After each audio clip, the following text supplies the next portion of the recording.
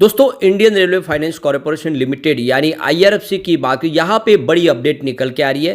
IRFC के management में कुछ बदलाव हुआ है। साथ में यहाँ पे हमारे सामने शेयर होल्डिंग पैटर्न में म्यूचुअल फंड की लेटेस्ट होल्डिंग आ चुकी है। काफ़ी म्यूचुअल फंड ने जम के खरीदारी की है। तो कौन से म्यूचुअल फंड ने यहाँ पे दाव लगाया उसको समझने की कोशिश करेंगे। इसके अलावा भी कुछ बड़ी अपडेट है। वैसे आईआरएफसी ने फिर से एक शानदार तेजी बतानी शुरू कर दी है। काफ़ी लोग हैं जो उनको पच नहीं रहे इसकी तेज़ी और उनको लगता है कि स्टॉक आने वाले इसमें नीचे आएगा, लेकिन ऐसी संभावना बहुत कम है क्योंकि सरकार रेलवे के लिए कैपेक्स लगातार बढ़ा रही है। बहुत सारे नए प्रोजेक्ट आने वाले समय में कंप्लीट होंगे। अब रेलवे के अंदर तो देखें तो पूरा एक बदलाव आने वाला है। एक तो सारे रेलवे स्टेशन हैं जो मॉडर्न टेक्नोलॉजी से लैस किए जाएंगे, बिल्कुल एयरपोर्ट की तर्ज पे उनको बनाना है। साथ में जितनी रेलवे है पुरानी उन सबको बंद करके नई अमृत भारत, वंदे भारत और इसके अलावा नमो भारत ट्रेन आने वाली है। और ऐसे में आप समझ ही सकते हो कि बहुत सारा खर्च होगा और आईआरएफसी जैसे शेयर मल्टीबैगर बन सकते हैं। तो यहाँ पे इन सारी बातों को जानेंगे इस वीडियो के माध्यम से।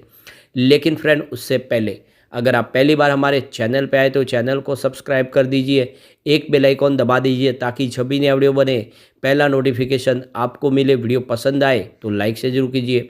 चलो फ्रेंड्स वीडियो स्टार्ट करते हैं। मैं हूँ आपका दोस्त एस बी दवे और हमारे अपने चैनल ऑनलाइन कमाई में आपका बहुत बहुत स्वागत है। तो सबसे पहले बाजार की बात कर ले तो आज बीएसई सेंसेक्स 72,091 के स्तर पे क्लोजिंग दिया, जहाँ पे 268 पॉइंट की तेजी थी, यानी 0.37% अपर क्लोजिंग दी है। जहाँ पे आज बाजार की शुरुआत हुई थी लगभग वहीं पे क्लोजिंग हुई है। बीच में अपडाउन देखने को मिला कुछ समय के लिए। आप देखें तो बाजार गिरावट की चपेट में आया और लेकिन उसके बावजूद भी देखें तो क्लोजिंग ठीक ठाक रही है। अब सबसे बड़ी टेंशन वाली बात यह है कि अभी भी बाजार में एफआई की तरफ से बिकवाली जारी है। कल एफआई ने बाजार में 4,000 करोड़ की भारी भरकम बिकवाली की है, जिससे लग रहा है कि अभी भी बाजार में भरोसा नहीं कर पा रहे एफआई। आज बीएसई फाइनेंशियल सर्विस में भी ठीक ठाक तेजी थी। 10,204 के स्तर पे 69 पॉइंट की तेजी थी, यानी 0.69% अपर क्लोजिंग दी है बीएसई फाइनेंशियल सर्विस ने।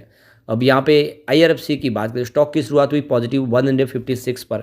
कल की क्लोजिंग 154 के आसपास थी। इंट्राडे में 161 का हाई भी बना, काफ़ी अच्छी दौड़ लगाई। जो लो है वो 154 का है, यानी कल की क्लोजिंग के आसपास स्टॉक आया, गिरावट नहीं हुई और अंत में 158 के आसपास क्लोजिंग रही, जहाँ पे 2.59% की हमें तेज़ी देखने को मिली। तो काफ़ी अच्छी तेज़ी थी। बाजार में इतने खास आज वातावरण नहीं था। अब वॉल्यूम आज थोड़ा सा कम है। पिछले एक महीने पहले इसका 18 करोड़ का वॉल्यूम था। 4 करोड़ की डिलीवरी उठाई गई थी। 1 वीक पहले 14 करोड़ का वॉल्यूम हुआ था, 3 करोड़ की डिलीवरी उठाई गई थी और कल 17 करोड़ का वॉल्यूम हुआ था, 2 करोड़ का डिलीवरी बेस काम हुआ और आज 9 करोड़ का वॉल्यूम हुआ। तो आज ये वॉल्यूम जो है ये इस महीने में सबसे थोड़ा सा आपको कम दिखाई देगा। नहीं, जो बड़े फंड हाउस है फिलहाल वेट एंड वॉच कर रहे हैं, उनकी तरफ से बड़ी खरीदारी यहाँ पे नहीं हो रही है। इंट्राडे का लो 154 का है, लेकिन हाई 161 का है। फिलहाल 52 वीक का लो रेंज 25 का और हाई 192 का है। फिलहाल ऊपर के लेवल से देखें तो 30 रुपये स्टॉक आपको नीचे दिखाई देगा, लेकिन अच्छी बात है कि इसने एक बड़ा बाउंस बैक फिर से दे दिया है। अब 8 फरवरी को स्टॉक 161 के आसपास था, जहाँ पे 0.3% की गिरावट हुई। 9 फरवरी की बात करें तो क्लोजिंग 153 के आसपास रही, जहाँ पे 5.1% की फिर से गिरावट हुई और 12 फरवरी को बहुत ही ज़बरदस्त गिरावट हुई क्योंकि उस दिन पूरा बाजार क्रैश कर गया था। म्यूचुअल फंड और दूसरे एफआई की तरफ से बिकवाली नहीं हुई, लेकिन रिटेल इन्वेस्टर ने जम के बिकवाली की है और इस वजह से स्टॉक 132 पर आ गया 13.5% की बड़ी गिरावट के साथ में। और 13 फरवरी को देखो तो स्टॉक फिर से एक शानदार बाउंस बैक दिया। स्टॉक 153 के आसपास आ गया, जहाँ पे 15.4% की बम्पर तेजी बनी, यानी जितनी गिरावट हुई उससे शानदार रिकवरी हुई। और फिर 14 फरवरी को कल स्टॉक थोड़ा सा आप देखें तो ठहराव में आया, 154 के आसपास क्लोजिंग थी, जहाँ पे मात्र 0.6% की तेजी थी, लेकिन आज फिर से तेजी ठीक बनी है, यानी जो गिरावट थी वो सारी थमती हुई दिखाई दे रही है। अब यहाँ पे जो बड़ी अपडेट निकल के आ रही है, आईआरएफसी ने एक्सचेंज को जानकारी दी है।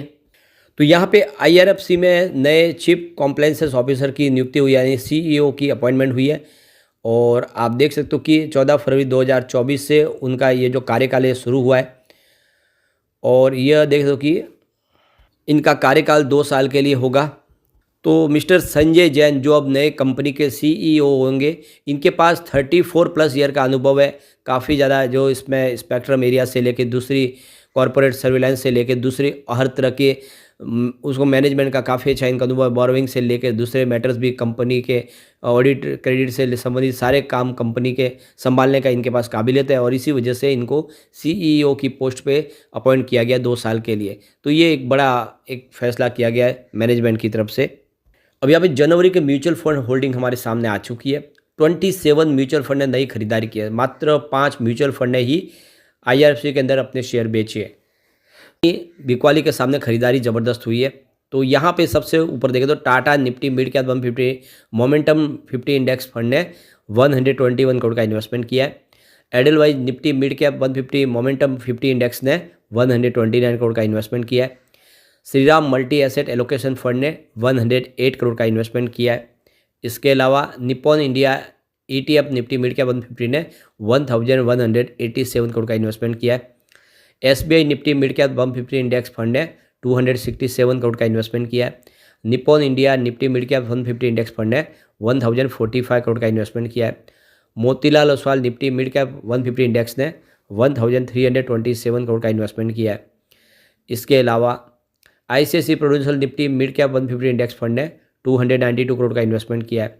ICICI prudential Nifty mid cap 150 index ने 260 करोड़ का इन्वेस्टमेंट किया है।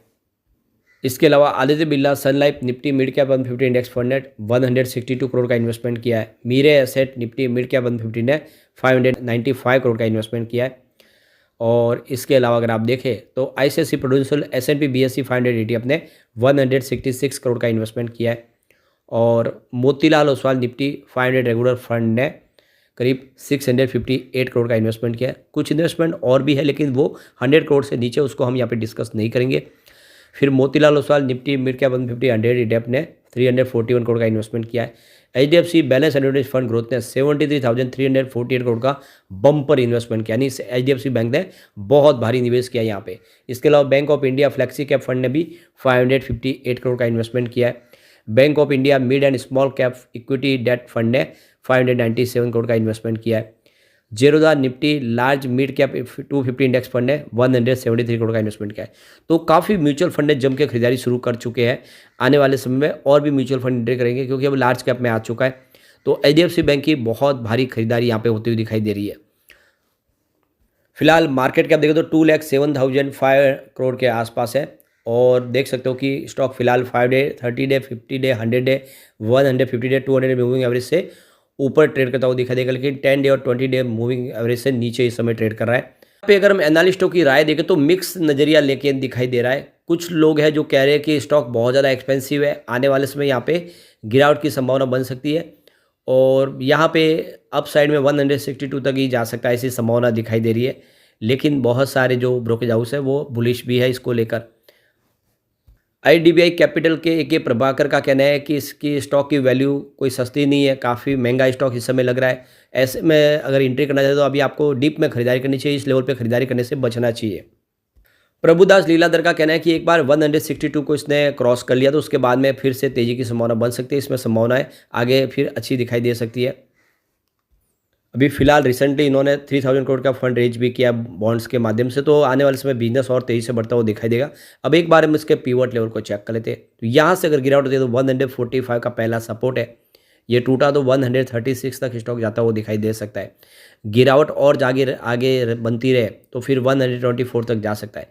अब इतनी बड़ी गिरावट की संभावना नहीं है, तभी पॉसिबल है जब बाजार में भयंकर गिरावट का दौर शुरू हो, वरना उसके बिना इतनी गिरावट नहीं हो सकती। अब पॉजिटिव माहौल बना तो 166 का फर्स्ट रेजिस्टेंस है, इसको पार किया तो स्टॉक आपको 178 तक जाता हुआ दिखाई देगा। और एक बार 178 को क्रॉस कर लिया तो तीसरा रेजिस्टेंस 187 के आसपास है, यानी जो पुरानी हाई 192 उसके आसपास जा सकता है। तो ऐसे में लॉन्ग टर्म इन्वेस्टर के लिए अच्छा मौका है, डीप में खरीदारी करें। आने वाले इसमें IRFC आपको मालामाल कर देगा, यानी अगर आपको उसको 3 से 5 साल देंगे तो ये 500 का टारगेट आपको दिखा सकता है, उसके अंदर वो सारा पोटेंशियल है। लेकिन फ्रेंड, कोई भी इन्वेस्टमेंट करने से पहले अपने फाइनेंशियल एडवाइजर से बड़े ले ले या अपना खुद का रिसर्च करें, क्योंकि मैंने वीडियो आपके एजुकेशनल पर्पज़ के लिए ही बनाया। वीडियो पसंद आए तो लाइक शेयर जरूर कीजिए और चैनल को सब्सक्राइब कर दीजिए। Thank you friends.